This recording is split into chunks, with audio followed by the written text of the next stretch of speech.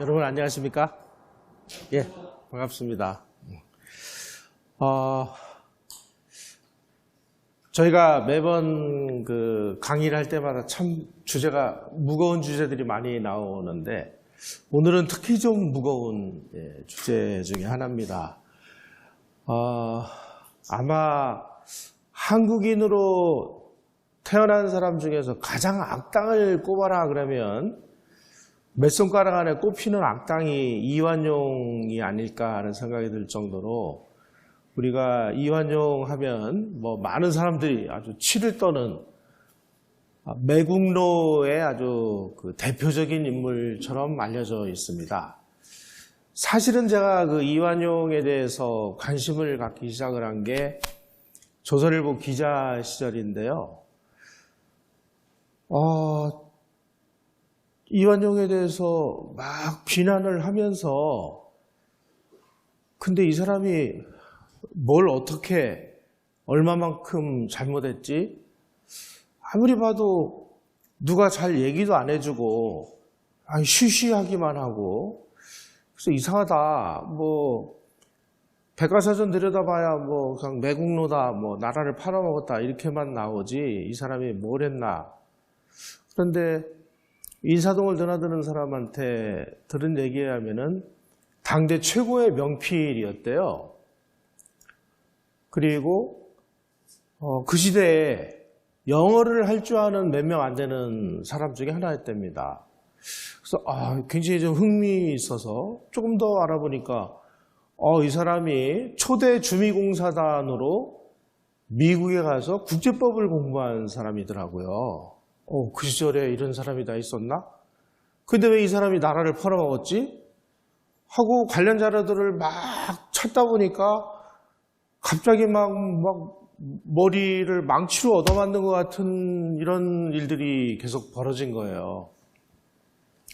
그래서 이거를 내가 나 혼자만 알고 있어야 되나 아니면 이걸 있는 그대로의 이완용을 써야 되나 고민을 하다가 기자라는 거는 원래 이 글 쓰는 걸 먹고 사는 그 직업인데요. 다른 글 쓰는 사람들한테는 좀 고상한 용어를 붙여줬어요. 시인은 사람 인자를 붙여줬잖아요. 시인. 소설가나 작가는 작가, 집가자를 붙여줬습니다. 근데 왜 기자는 왜 이게 놈자자를 붙여놨을까? 이 기록하는 잡놈이라는 뜻이에요. 어차피 뭐 욕 얻어 먹을 거 알리구나 욕을 얻어 먹자. 뭐 있는 그대로의 사실을 쓰는데 누가 뭐라고 하겠느냐. 그런데 뭐 주위에 있는 선배들이 막 말리더라고요. 야, 너 이거 쓰면 광복회 사람들이 도끼 들고 찾아올 텐데. 그래서 저는 이제 도끼 맞을 각오를 하고 혹시 도끼로 치면 어떡하나 그래가지고 뭐 방패를 하나 사가지고 이제 그렇게 기사를 썼어요. 벌써 한 십몇 년 됐습니다. 그게 기화가 돼가지고 뭐 이완용에 대한 전기가 2권이 나왔습니다. 뭐 제가 쓴 건 아니고 저는 그 당시에 그 조선일보 기자할 때 매일 뭐 어디 뭐 블라디보스톡이니 뭐 하바롭스크 뭐 중남미에서 내전 벌어졌으니까 내전 취재하러 가라고 해서 막 폭탄 터지는데 막 쫓아다니라고 사실 제가 못 썼고 엉뚱한 사람이 이제 썼는데 우리가 누구를 비난하고 욕하더라도 알고 해야 됩니다. 알고. 그리고 이완용을 우리가 공부를 하면서 이완용이 매국노고 매국노 한 사람이 나라를 팔아먹을 정도의 정말 형편없는 나라라면 빨리 팔아먹어서 망하는 게 나아요. 일본 속담에 지저분하게 이기는 것보다 잘 지는 게 낫다 이런 속담이 있습니다.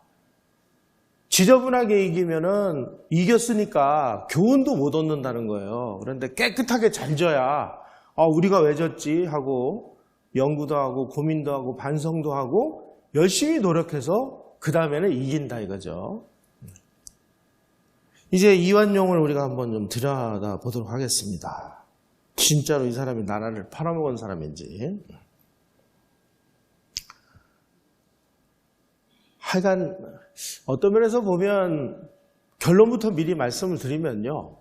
우리는 이완용이라는 하나의 그 악당을 만들어 놓고 그 악당에게 모든 나라의 그 망국의 책임을 다 뒤집어 씌우고 그리고 나머지 사람들은 전부 이제 면죄부를 받고 저놈 때문에 망했어 하고 우리끼리 즐기고 있는 상황이 아닌가 저는 그렇게 생각을 합니다. 그래서 악역을 맡은 자의 슬픔이다. 분명히 나라가 망했으니까 어느 누군가에게는 그 망국의 책임을 뒤집어 씌워야 돼요. 안 그러면 다 우리의 책임이 되니까. 그래서 어떤 그 허상의 악당을 만들어 놓은 게 아닌가. 자, 여러분, 이완용이가 독립협회 회장인 거를 아시는 분 있으면 손들어 보세요. 공부 열심히 하신 분입니다. 독립문도 뭐 이완용 혼자서 만든 건 아니지만 독립문을 만드는 과정에도 이완용이가 굉장히 지대한 공헌을 합니다. 이런 사람이 왜 그랬을까? 아주 그 당대의 최고의 지성인이라고 할 수 있는 윤치호 선생은 이완용을 굉장히 좀 좋지 않게 평가를 했습니다. 그런데 이완용은 아주 어렸을 때부터 신동으로 소문이 자자해가지고요. 아주 명문 집안으로 양자로 들어갔습니다. 그런데 이 윤치호 선생은 이완용에 대해서 좀 안 좋게 얘기를 했어요. 나는 이완용을 아주 대단히 싫어한다. 그의 특권의식, 야비한 교활성과 음흉함, 열등한 사람에 대해서는 고집스럽고 권세 있는 사람들에게는 굴욕적일 만큼 복종하는 태도, 이 모든 것이 나로 하여금 그에게 편견을 갖게 한다. 이런 악평이 있는가 하면 그 당시에 독립신문에서는 그리고 다른 사람들 평은 또 상당히 긍정적인 평들이 많이 있습니다. 이 독립신문 1897년 11월 11일 그 논설에 의하면 이완용은 침착하고 의지가 굳으며 심사숙고해서 일단 결심한 일을 과단성 있게 밀고 나가는 추진력과 실행력을 갖추었다. 하게 양단에 여러 가지를 다 겸비했던 사람이 아닌가 하는 생각이 듭니다. 이분이 과거에 급제를 해가지고 고종이 아주 굉장히 총애를 했다고 그래요. 그래서 그 당시 이제 우리가 영어를 아는 사람이 거의 없어서 우리도 이제 영어를 가르쳐야 되겠다, 관리들에게. 그래서 유경공원이라는 것을 만듭니다. 이거 말하자면 이제 왕립영어학교나 마찬가지입니다. 요 유경공원의 교사로 지난번에 제가 선교사 이야기 말씀드릴 때 헐버트 선교사, 벙커 선교사 이런 사람들이 유경공원의 교사로 초빙돼서 옵니다. 그래서 그 헐버트 벙커 길모어 이런 사람들에게 영어를 배운 사람이 이완용이었습니다.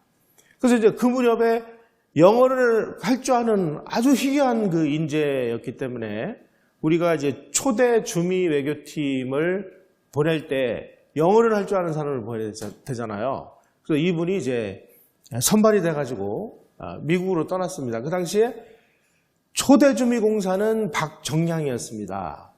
그래서 이제 이완용은 이제 그 밑에 수행원으로 갔는데 이 동그라미를 쳐져 있는 왼쪽에서 두 번째 인물이 이완용이고요. 맨 첫 번째가 그 이상재 선생, 세 번째가 주미공사 박정량입니다. 박정량은 주미공사로 발령이 나자마자 이 청나라의 압력으로 3개월 만에 소환을 당합니다. 그리고 이제 그 체제를 이완용 체제로 해서 운영을 했고 이완용이가 여기서 국제법을 공부를 하기 시작을 했어요. 다시 말씀드리면 그 당시에 국제법을 만국공법이라고 했는데 만국공법이라는 게 어떤 논리로 움직이는지를 알고 있었던 정말 몇 안 되는 사람 중에 하나가 이완용이었다는 뜻입니다. 나중에 아주 이 국제법의 대가가 한 분 탄생을 하죠. 이승만 박사, 이분은 조지 워싱턴에서 학사를 하고 하버드에서 석사를 했습니다.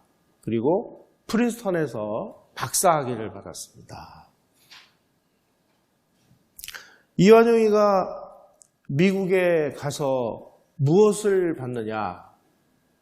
본인이 쓴 일당유사라는 그 기록에 의하면은 자기가 일본이 어떻게 이렇게 막 부강한 나라가 됐을까를 열심히 연구를 해봤더니 교육을 열심히 시키더라. 국민교육. 그래서 이제 교육을 시켜야 되겠다. 이런 결심을 했다고 그래요.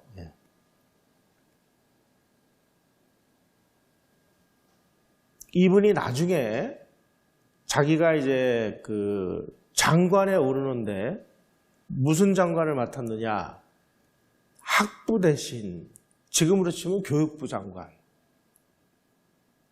그러니까 미국에서 자기가 이제 보고 듣고 느낀 바를 한국에 와서 자기가 실천하기 위해서 다른 대신도 맡을 수 있는 위치에 있었는데 학부 대신. 왜냐하면 그 당시에 이제 초대 주미공사단을 인솔해가지고 간 사람이 알렌 선교사인데요. 그 알렌 선교사에게 고종이 내가 좀 내각을 새로 면모를 일신하고 싶은데 당신이 한국에서 인재들을 좀 나에게 추천해달라. 그때 알렌이 추천을 해서 이완용이가 대신이 되거든요. 그때 둘이 아마 뭔가 교감이 있었을 거예요. 이완용이 그러면 영어를 할 줄 아니까 당신은 외무 대신을 맡아라. 그때 이완용이가 나는 교육부 장관을 좀 해야 되겠다. 그래서 교육부 장관을 맡게 되는 겁니다.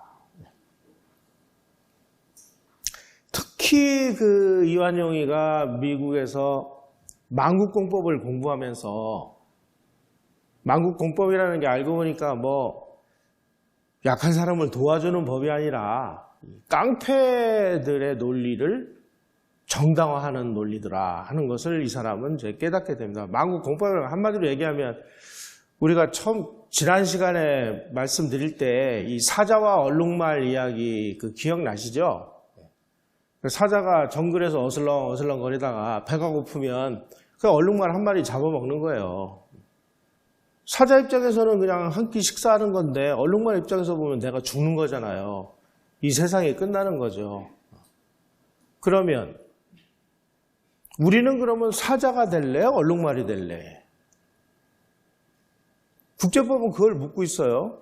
억울하면 니네도 사자 되라.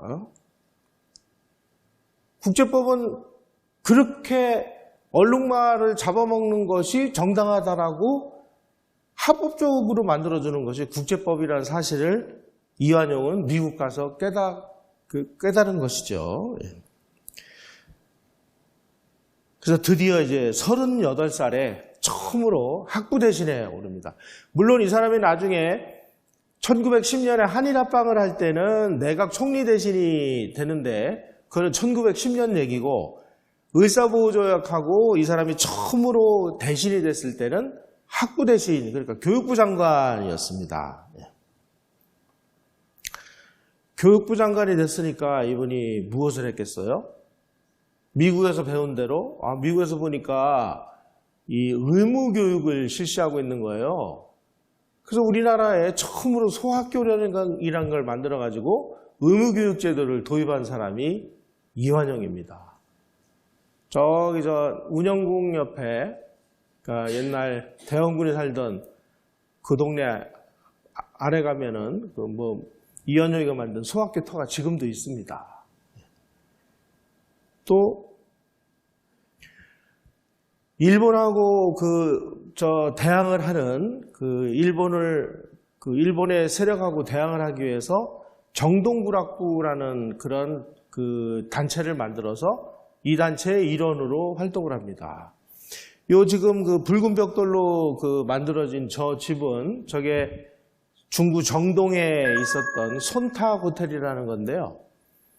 이 손탁 호텔은 그 당시 이제 유일하게 우리나라에서 하나 있는 호텔이었는데 이 손탁이 누구냐면은 러시아 공사 베베르의 부인이 있는데 이 부인하고 친척이 손탁이라는 여성인데 베베르 공사가 한국으로 올 때 이 손탁을 데리고 와요. 그런데 그 사진을 제가 구하려고 했는데 사진이 좀 없더라고요. 그런데 상당히 좀 그 미모였던 것 같아요. 그리고 언어에 뛰어나서 5개 국어를 할 줄 알았다고 합니다. 고종이 이 손탁한테 홀라당 반해가지고 손탁을 왕실 그 요리 담당 그 책임자로 임명을 했어요. 그래서 일도 잘하고 그래가지고 막 그 왕실에서 고종이 그 커피를 마시게 한 것도 손탁이고, 그리고 왕실을 막 이렇게 그 서양식으로 꾸민 것도 손탁이고, 그러니까 손탁에게 땅을 내줘가지고 거기다가 호텔 줘가지고 너 먹고 살아라 그래가지고 진 게 요 손탁 호텔인데, 요 손탁 호텔을 중심으로 해서 일본을 싫어하는 정치 세력들이 모여가지고 이 정치 활동을 한 것이 정동구락부라는 건데, 그 정동구락부의 중요한 일원이 이완용이었습니다. 이 와중에 청일전쟁이 끝나고 난 다음에 민비가 러시아 세력을 우리 땅으로 막 다시 끌어들이니까 일본이 민비를 시해를 하죠. 그러니까 이 러시아가 야 이거 봐라, 너희들 우리한테 도전하는 거야? 그래서 러시아도 니네들이 그렇게 나오면 우리도 할 방법이 있지 그래가지고 경복궁에 있던 고종을 탈출시켜서 러시아 공산으로 모셔가죠. 이게 사실은 그 사료를 보면은요, 우리 고종이 그 사전에 이 러시아 공사관하고 아주 긴밀하게 비밀 편지를 주고받아요. 그래가지고 러시아 해병대가 상륙을 해서 경복궁 앞에 대기를 하고 있고, 그래서 고종이 궁녀 복장으로 갈아입고 궁녀 가마를 타고 탈출을 해서 러시아 해병대의 호위를 받아가지고 정동에 있는 러시아 공사관으로 들어간 것이 아관 파천입니다. 여기 보면 여기 이제 우리의 그 소위 말하는 조정 대신들이 정동에 있는 러시아 공사관으로 들어가서 러시아 공사관에서 방 한 칸을 내줘가지고 여기에서 국가를 1년이 넘도록 통치했다는 겁니다. 이쯤 되면은 이게 무슨 나라냐 이게. 베베르가 본국정부에다가 보고를 한 내용에 의하면 이렇게 돼 있어요. 고종은 나하고 모든 국사에 대해서 논의를 했고 나는 친절하게 그 자문에 응했다. 외교 용어는 그렇게 써 있어요. 요즘 우리말로 옮기면 조선의 모든 통치를 내가 했다. 이렇게 이해를 하시면 됩니다. 그러니까 이거 완전 이제 러시아판이 된 거죠. 고종이 러시아 공사관으로 도망간 다음에 제일 먼저 한 일이 뭐냐? 김홍집이 그 당시 내각 총리 대신이었거든요. 김홍집을 죽여라 이렇게. 그래서 암살단이 가서 김홍직을 체포해가지고 종로 한복판에서 죽입니다. 재판을 받고 죽인 게 아니에요. 그러니까 이제 그 군중들이 흥분해가지고 그 김홍집 시체를 막 끌고 다니면서 막 팔도 잘라가고 막 온갖 그 별짓을 다 해가지고 막 시체가 너덜너덜하게 되니까 청계천에다가 버렸다. 일국의 내각 총리 대신을 이런 식으로 죽여요. 아관 파천에 들어가서. 하여간 고종은 습관성 외국공사관 도피 증세가 좀 있었던 것 같습니다. 이분은 14년 동안 사료로 밝혀진 것만 7차례고요. 러시아 일관 파천, 일본 공사관으로 83년에 그 시도를 했었고, 미관 파천, 영관 파천, 아관 파천, 제2 아관 파천, 영관 파천, 미관 파천. 1905년에 러일전쟁이 벌어졌을 때 그때 고종이 그 알렌이 그 당시에는 이제 미국 공사가 됐습니다. 알렌 공사에게 나 탈출할 테니까 나 좀 받아줘. 그러니까 알렌이 안 된다고 거절을 했는데 그 거절한 내용을 알렌 공사가 미국의 국무성에다가 보고를 한 그 사료가 있어요. 거기 보니까 이렇게 써 있습니다. 고종이 미국 공사관으로 파천을 하겠다고 요청이 와서 거절을 했는데 이분은 성격으로 봐가지고 담을 넘어서라도 들어올 가능성이 있는 사람입니다. 그래서 우리의 거절을 무릅쓰고 담을 넘어가지고라도 미국 공사관에 들어오려고 시도를 할 경우에 단호히 퇴거 조치를 하겠습니다. 이렇게 보고를 해요. 이쯤 되면 이건 뭐 이게 왕이에요? 뭐예요 이거?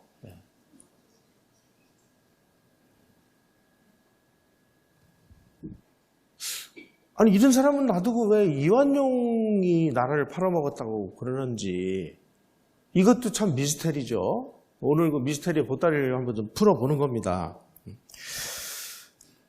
어쨌든 악왕파천 이후에 이완용이가 학부 대신이 돼가지고 여기 그 관립교동소학교 요게 그 운영궁 부근에 있습니다. 예.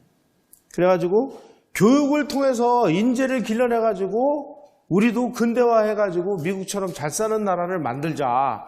제일 먼저 의무교육을 실시를 해야 되겠다. 그래가지고 소학교령을 내려가지고 소학교를 만들고 중학교, 대학교, 사범학교 막 이런 걸 다 만듭니다. 특히 야 이제 우리가 외국하고 교제를 해야 되는데 우리 지금 그 외국어 아는 사람이 없으니까 외국어 학교를 만들자. 그래가지고 뭐 일어학교, 러시아어 학교, 뭐 영어 학교, 학교를 쫙 만들어요. 오늘날 말하자면 저 한국 외국어 대학의 효시는 이완용입니다. 또 소학교 교칙대강이라는 걸 만들어가지고 그동안은 그 서당이나 이런 데서 교과 과목이 뭐였어요? 뭐 천자문이나 배우고 뭐 하늘천 따지나 배우고 중국 고전이나 그 가르치고 하는 이런 거는 이제 우리가 쓸모가 없으니까 교과를 다 뜯어고치자 그래가지고 한글을 가르치고 그 다음에 역사, 지리, 산수, 물리, 화학, 체조 같은 서구식 교육을 실시한 게 누구냐? 이완용입니다. 이완용. 그래서 참 우리 역사가 참 복잡하죠. 아, 매국노가 이런 일도 했나 뭐. 요게 이제 그 서대문 쪽에 있는 독립문입니다. 독립문은 요즘 그 제가 어디 강의 가가지고 독립문 얘기를 했더니 아 일제로부터 독립하기 위해서 세운 훌륭한 건물이라고 이렇게 얘기를 해요. 중국으로부터 독립을 하기 위해서죠. 이 자리에 뭐가 있었느냐? 모화관이라는 게 세워져 있었어요. 그래가지고 중국에서 황제의 사신을 칙사라고 하는데 칙사가 오면은 요 모화관까지 조선 국왕이 버선발로 뛰어나가서 중국 칙사에게 5배 국어 두례를 하게 되어 있습니다. 5번.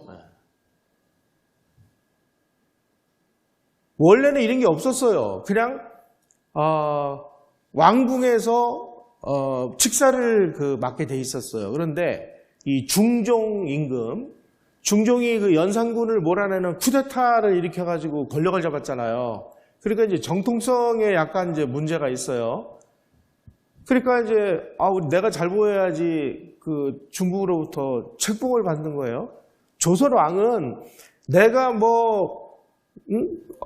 우리 아버지가 국왕이고 내가 장남이니까 나는 당연히 왕이야. 이거 웃기는 얘기입니다. 중국에서 황제가 너를 황제로 임명하노라 라고 하는 이 칙서가 있어야지만 왕이 되는 거예요. 그러니까 중종이 이제 가서 이제 잘 보여야죠. 그러니까 막 이 신하들의 막 반대를 무릅쓰고 모화관까지 내가 나가서 칙사를 내가 맞아야 돼. 예의를 보여줘야 돼. 그래가지고 그때서부터 이게 관례가 돼서 중종 이후의 임금들은 전부 모화관에 나가가지고 중국에서 오는 사신한테 500우고 두례를 행했다. 야, 우리는 앞으로 독립국이니까 말이야. 이거 우리 하지 말자. 모화관 있던 자리에 모화관 다 없애버리고 만든 것이 독립문입니다. 근데 요즘에 학생들은 학교에서 어떻게 가르치는지 이게 일제로부터 독립하기 위해서 만들었대요. 참. 그리고 이제 독립협회를 만들어서 처음에 뭐 부회장을 하다가 회장도 하고, 그리고 그 당시에 이제 조선이 뭔가 산업 발전을 하려고 보니까 조선이 돈이 없잖아요. 그러니까 외국의 투자 자본을 이끌어들이기 위해서 많은 이제 활동을 합니다. 그 과정에서 많은 사람들이 외국의 자본에다가 너무 많은 이권을 제공하는 거예요. 너무 많은 이권을 제공하니까 야, 이거 이러면은 뭐 우리나라는 남아나는 게 뭐냐. 그리고 이완용이가 아주 거세게 반대를 합니다. 그 거세게 이 외세 이권 침탈에 저항한 이완용의 모습을 독립신문이 1897년에 보도를 하고 있습니다. 이렇게 보도를 하고 있습니다. 옛말에 옷을 입어봐야 알고 사람은 지내봐야 한다는 말이 있다. 수개월 전 이완용 씨가 외부 대신으로 있을 때 외국 사신이 정부에 무슨 권리를 자기 나라 사람에게 달라 하여 그때 내각에 있는 대신 중에서 그 권리를 외국 사람에게 주자는 얘기가 있었다. 이완용 씨가 인민을 위해 주지 못하겠다고 정정당당히 말한 거로 그 외국 공사가 이완용 씨를 좋아하지 않아 매우 불편한 일이 많았다. 이완용 씨는 죽는 것을 무서워하지 않고 나라를 위해 옳은 일을 할 양으로 그 외국 공사의 책망과 외무부 안에 있는 대신들의 성냄을 받아가면서 자기 할 일은 그 일을 방어하는 것이라 하다가 필경 자기 경영대로 안 되었다. 그러니까 외국이 이권을 달라고 하는데 이완용이가 끝까지 반대를 하다가 그 외국의 압력으로 이 사람이 날아갑니다. 이완용이가 이런 사람이었다. 특히 이완용은 러시아의 이 이권 침탈에 격렬하게 저항을 했습니다. 그러다 보니까 러시아 세력이 온갖 압력을 넣어가지고 이완용을 실각시켜버립니다. 요 앞에 있는 그 외국 대신에 성냄을 받아가면서 뭐 필경 자기 뜻대로 안 됐다는 게 러시아가 그 당시에 저 압록강, 두만강, 벌채권 뭐 엄청난 이권을 가져가거든요. 거기에 반대하다가 이제 날아간 거예요. 여러분 저 압록강 유역의 그 벌채권을 러시아가 가져가는데 누가 가져갔냐면은 혹시 그 율브리너라는 그 영화배우 아십니까? 율브리너의 할아버지가 스위스계 러시아인이거든요. 그래서 스위스 사람인데 러시아로 와가지고 러시아에서 비즈니스를 해요.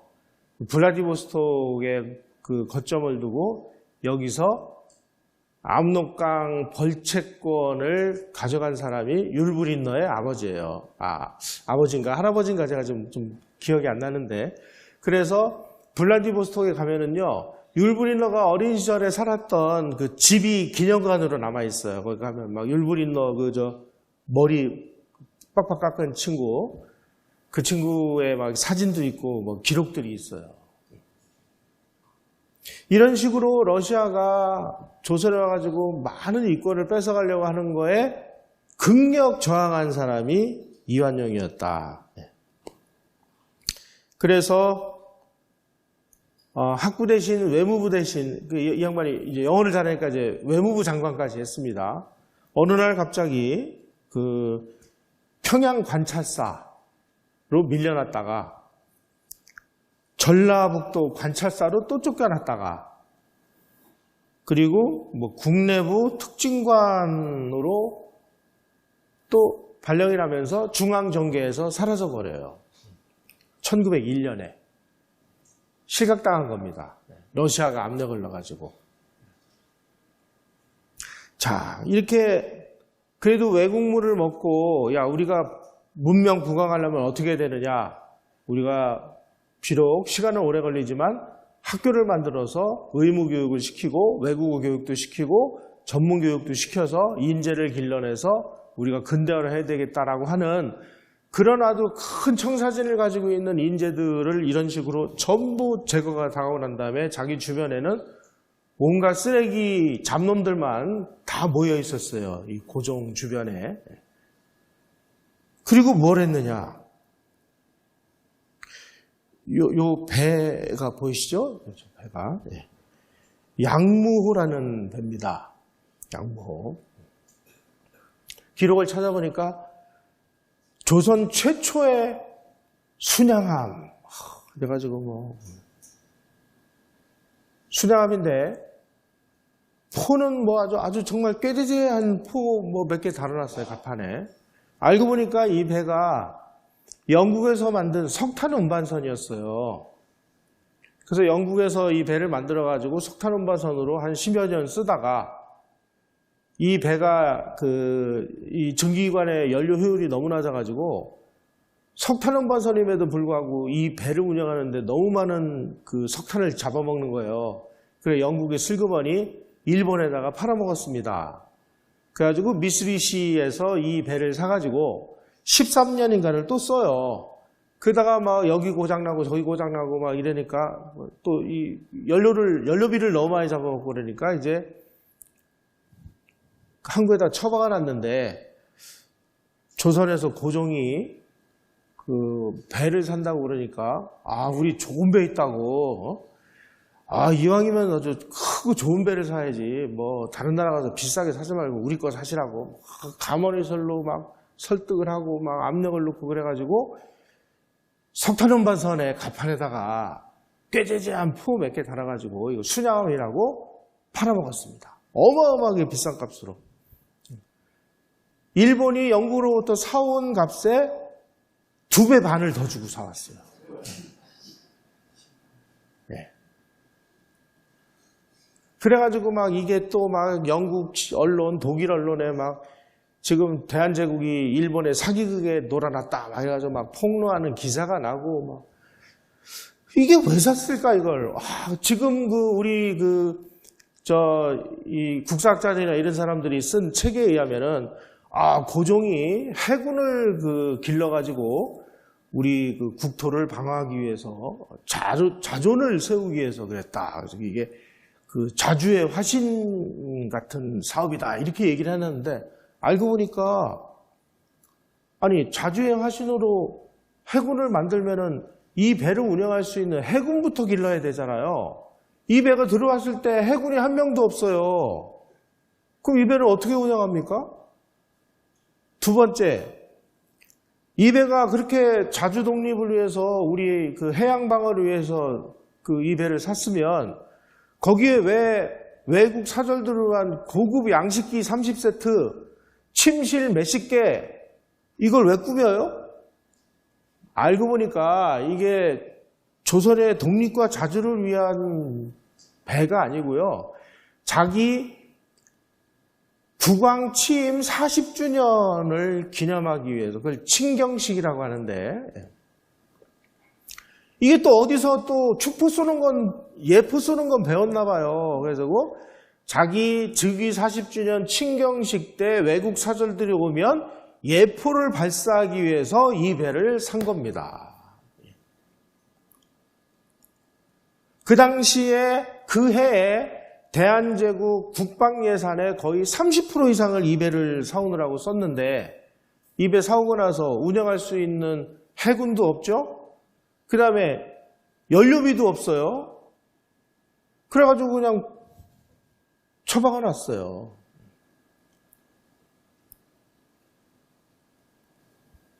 이걸 보니까 우리 위대하신 고종임금께서는 도대체 뭘 하시는 분인지. 그래가지고 이제 거창하게 막 친경식을 하기 위해서 배만 사들인 게 아닙니다. 덕수궁 안에 들어가면은 석조전 있죠? 그 석조전도 아주 떡벌어지게 이제 짓기 시작했어요. 왜 졌느냐? 친경식 때 무도회를 해야 되니까. 행사를 해야 되니까. 행사를 위해서. 그런데 친경식을 하려고 막 하는 와중에 장안에 아주 콜레라가 대유행을 했습니다. 그래가지고 친경 기념 행사가 10월로 원래 4월에 하기로 했는데 10월로 연기가 됐어요. 10월 되니까 황태자가 무슨 천연두에 걸렸어요. 그래가지고 또 다음 해로 미뤄졌어요. 그 다음에 하려고 그러는데 그 다음에 러일 전쟁이 터졌어요. 그래가지고 없었던 일로. 자, 요 아래에 요 캐딜락 승용차가 있습니다. 여기 승용차. 이건 또 뭐냐? 임금이 친경식을 하기 위해서 가야 되는데 외국 사절들이 많이 있으니까 위험을 보여주기 위해서 걸어갈 수는 없지 않냐. 또 가마를 타고 가자니 이건 너무 좀 품위가 없지 않느냐. 그러니까 차를 타고 가자. 그래가지고 그 당시 알렌 공사에게 연락을 해가지고 그 당시 그 포드에서 나오는 이 아주 멋있는 차를 한 대를 또 긴급히 수배를 해서 보냈습니다. 그런데 이러면 오늘하고 시간이 너무 많이 걸려가지고 친경식이 한참 지난 다음에 도착한 것은 물론이고 입에 이 승용차를 운전할 수 있는 운전기사가 없어요. 그래서 일본인 운전기사를 많은 월급을 주고 고용했다. 이렇게 기록에 나옵니다. 참.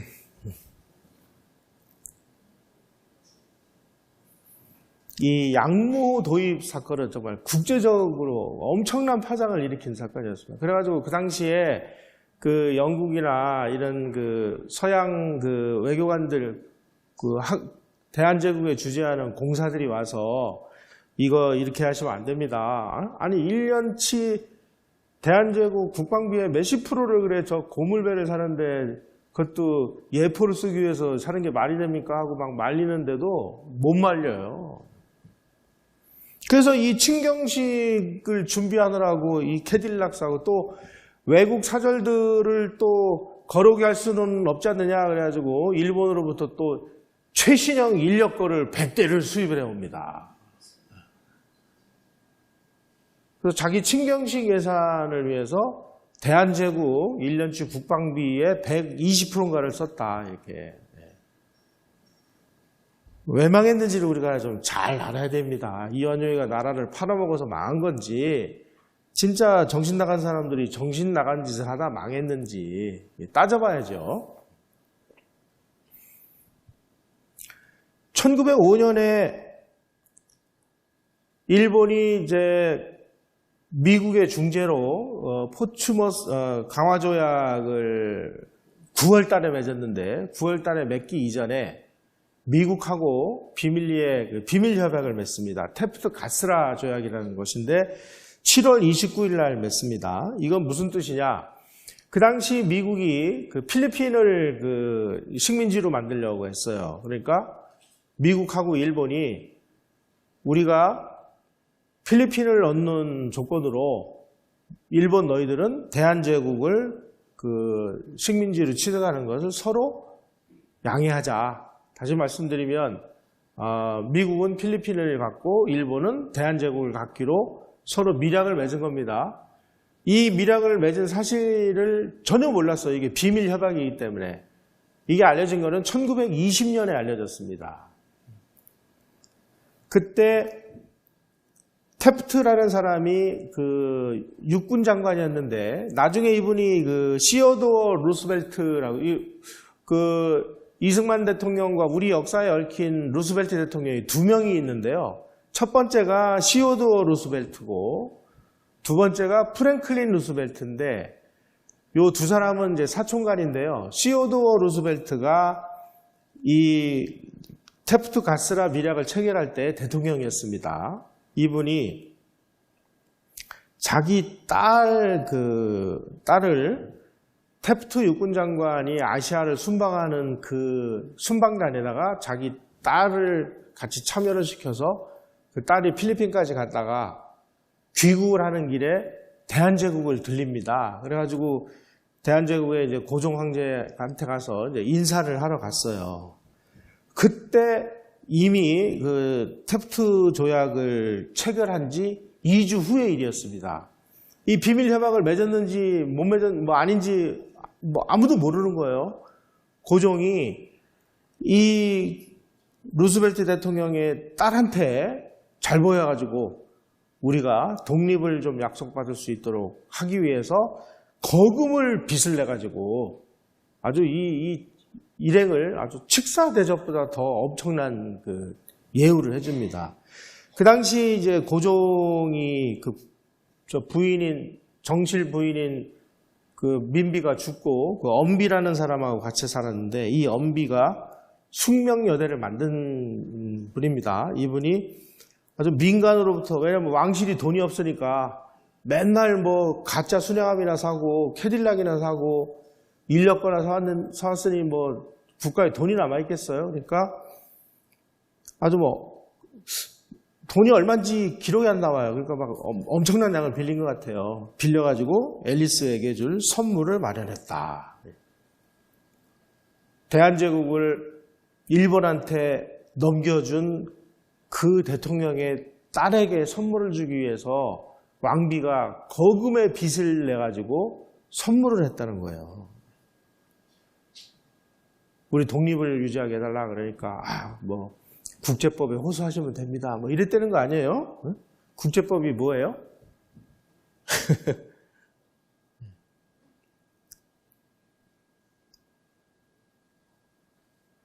이 사진은 지난번에 러일 전쟁할 때 제가 한번 보여드렸죠. 한번 다시 기억을 좀 되살려 드리기 위해서 말씀을 드리면 우리는 일본이 막 침략 근성이 있어서 막 대륙으로 나가기 위해서 러일 전쟁을 일으킨 걸로 알고 있는데 사실은 영국이 자기네들이 싸워야 될 전쟁을 일본을 앞세워가지고 대리 전쟁을 시켰다. 그걸 이제 상징하는 사진입니다.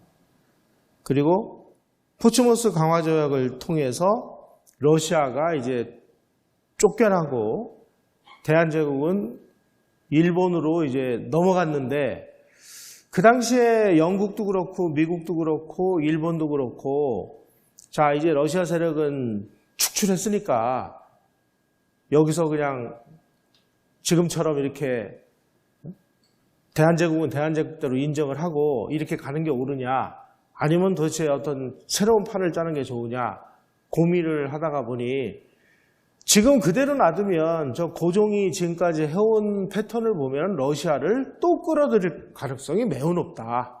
그러니 차제에 더 이상 이 국제 질서를 어지럽히지 못하도록 일본 니네가 말이야 단단히 못을 박어. 그게 이제 테프트 가스라 밀약이고 제2차 영일 동맹이고 그렇습니다. 그러니까 영국과 미국으로부터 한반도에 대한 관할권을 이제 인정을 받은 일본 입장에서 자 이제 뭐 군사적으로는 일본이 뭐 한방 휙 풀면 다 날아갈 정도의 군사력밖에 없으니까 그 당시만 뭐 8,800명이었다는 거 아니에요? 대한제국 군대가. 일본은 107만 명. 107만 명하고 8,800명하고 붙으면 누가 이기겠어요? 뭐 물어보는 사람이 바보죠. 그래서 외교권을 이제 우리가 뺐자. 저것들 그냥 놔두면 이제 고종이 또다시 러시아에게 밀사를 보내서 러시아 세력을 또다시 한반도에 끌어들일 우려가 있으니 아예 이번에 대한제국의 외교권을 일본이 가져가자. 그래가지고 이토 히로부미가 외교권을 이제 빼앗기 위해서 조선으로 옵니다. 1905년 11월 포츠모스 강화조약이 끝난 지 2달 후의 일입니다. 이 양반이 이토 히로부미가 고종을 만나가지고 뭐라고 이야기를 하느냐. 이렇게 얘기합니다. 동양 평화를 영구히 유지하기 위해서는 항상 화근이 되는 한국의 대외 관계를 일본이 맡는 것이 불가피하다. 다시 한번 읽어드릴게요.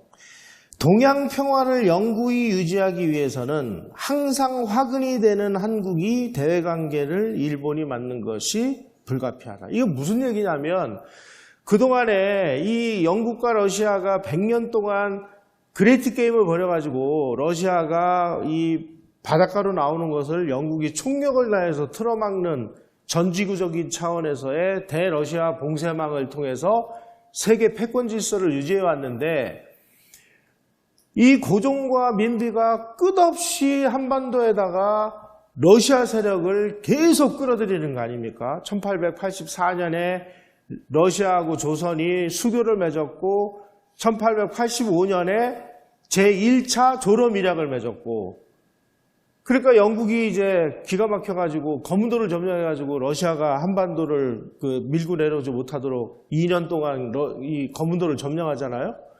그러고 있는 와중에 또 뭐 제2차 조로밀약 청일전쟁 끝난 다음에 일본이 러시아한테 좀 위기에 처하니까 재빨리 또 베베레한테 밀사를 보내가지고 러시아 세력을 끌어들이다가 들통나가지고 민비를 시해당하고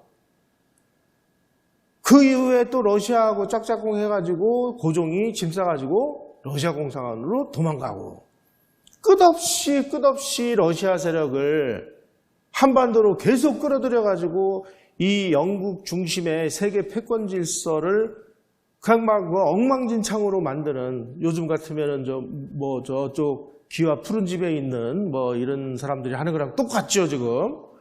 이런 일을 끝없이 벌이니까 도대체 이 질서가 안 잡히는 거야. 그러니 당신들이 지금까지 이런 일을 해왔는데 항상 화근이 되는 한국의 대외관계를 우리가 대신할 수밖에 없다. 그래 외교권 내놔라. 일본의 목적은 오직 동양평화와 한국 황실의 안녕과 존엄 유지에 있을 뿐 다른 뜻은 없다. 그리고 여기서 아주 굉장히 중요한 얘기를 합니다. 우리가 외교권은 가져가지만 내정은 고종 당신의 자치에게 맡기니 황제 폐하께서 계속 한국을 다스릴 수 있다.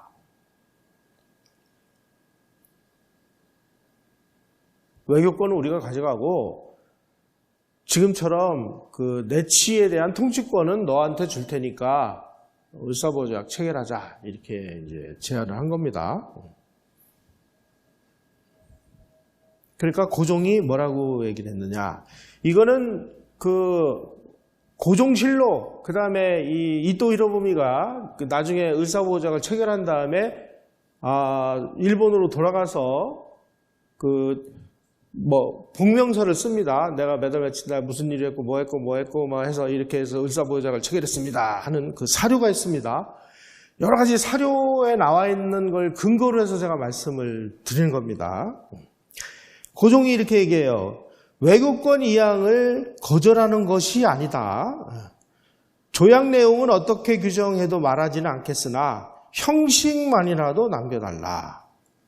이렇게 요청하니까 이토 히로부미가 이 조약은 일본 정부가 확정한 것이므로 변경할 수 없다. 동의하는 것도 자유고 거절하는 것도 자유지만 만약에 거절할 경우 한국은 조약 성립시키는 것보다 훨씬 더 곤란한 처지에 있을 것이다. 공갈을 이제 딱 치는 거예요. 그랬더니 고종이 우리 외무대신이 있으니까 외무대신하고 일본 공사하고 교섭이 끝나면 우리가 의정부에서 대신들 회의를 열어서 결정하겠다. 이렇게 했습니다. 그래가지고 고종이 11월 17일 날 어전회의를 열어요. 어전회의를 열어가지고 뭐라고 얘기를 하느냐. 이등방문 대사가 말하기를 문구를 더하거나 고치려 하면 협상의 여지가 있는데 거절하면 이웃나라 간의 좋은 관계를 보존할 수 없을 것이라고 했다. 이것으로 미뤄보면 조약의 문구는 약간 유리하게 우리에게 조정하는 것이 가능하니 협상을 체결해라. 이렇게 어명을 내립니다. 맨 마지막에 붉은 글씨로 보세요. 조금 전 나의 뜻을 말했으니 잘 처리하는 것이 좋겠다. 일본 측과 협상하여 처리하라 라고 어명을 내렸어요. 언제? 11월 17일 날. 대한제국은 황제 국가입니다. 이건 뭐 의원내각제 국가가 아니에요. 황제가 삼권을 다지고 있어요. 그 황제가 야, 그 의사보조약 체결해. 그 외국은 넘겨줘. 그리고 내치는 우리한테 뭐 준다고 하니까 그것만 가지고 우리가 통치를 하자. 그래, 체결해라. 그러면 그 밑에 있는 대신들은 어명을 내렸는데 그 어명을 어떻게 거절을 해요? 그래도 어명에 의해서 그냥 처리한 거예요. 모든 사료들이 다 그렇게 나와 있습니다. 자, 이렇게 돼서 이제 이토 히로부미가 대신들에게 이제 그 의견을 물어봐요.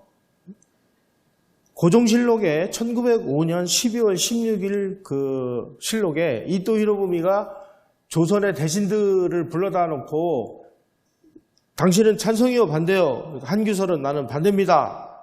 뭐 때문에 반대하냐? 뭐 설명할 것 없이 반대입니다. 뭐 어쩌고. 민영기 나도 반대입니다. 뭐 막 다 얘기를 해요. 그런데 나중에 각 대신들 의견을 들었는데 내가 들어보니까 아니 지금 황제가 어명을 내려가지고 그 사인을 하라고 그랬는데 당신들이 뭔데 반대야? 내가 들어보니까 한규설하고 이 사람만 반대하고 나머지는 뭐 반대하는 이유가 명백하지도 않네. 맞는 거예요? 틀리는 거예요? 그랬더니 맞는 얘기입니다. 그럼 사인하셔. 그래가지고 사인한 게 의사보호조약이에요.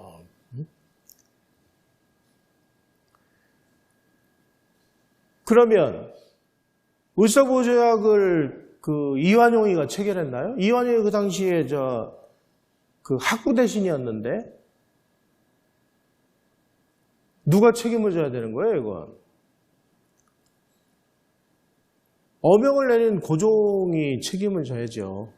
어떻게 이완용과 을사오적이 나라를 팔아먹어서 우리가 나라를 뺏겼냐고 얘기할 수가 있냐 이거죠.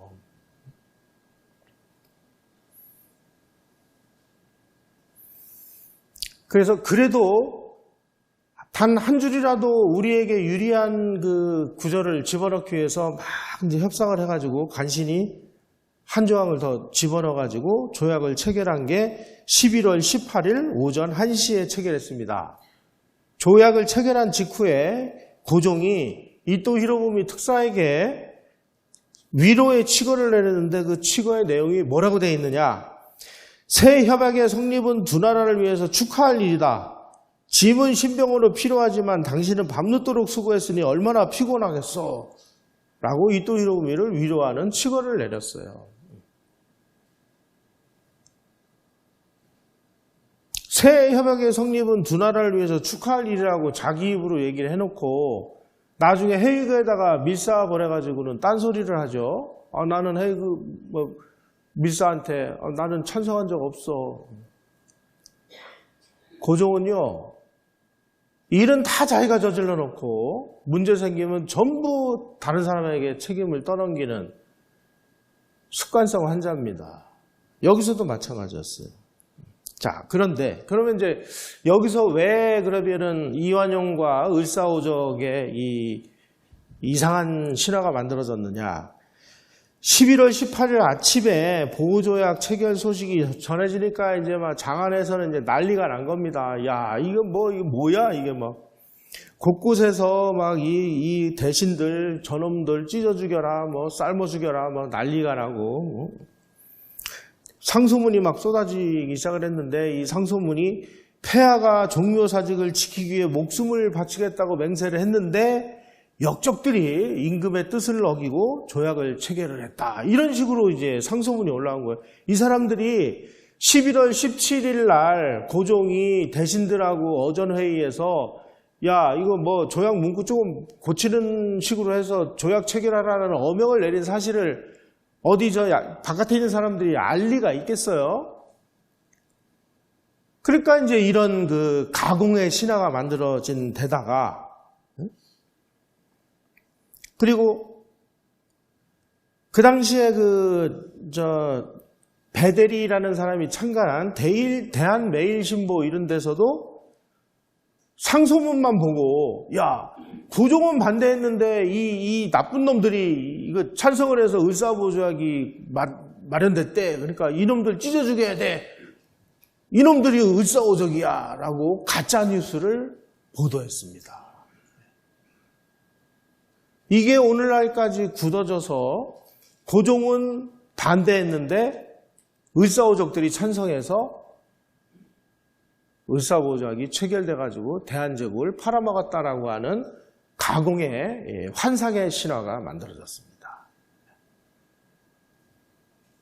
제가 이 내용을 작년에 나온 반일 종족주의에다가 아주 상세하게 썼어요. 사료, 근거, 아무도 시비를 못 걸어요.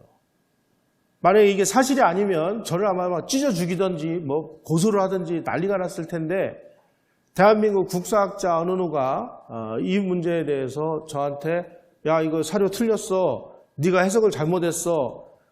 그런 사료는 존재하지 않아 라고 의문을 제기하거나 시비를 걸거나 법적으로 제소를 한 사람은 한 명도 없습니다. 왜?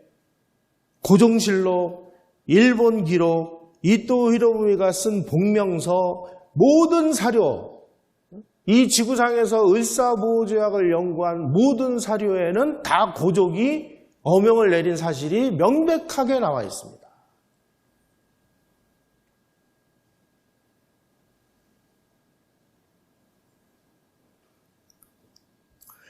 그런데 이게 EBS의 그 화면을 캡처한 건데, 그런데 막 맨날 저렇게 외로운 싸움을 멈추지 않았대요. 외로운 싸움이라는 거는 이제 을사보호조약으로 외교권을 뺏기고 다시 외국권을 찾기 위해서 의로운 그 의병투쟁을 지휘했다는 거예요, 고종이. 진짜 강아지 풀 뜯어먹는 소리를 하고 있어요. 도망갈 생각만 했지 언제 무슨 의병을 해요.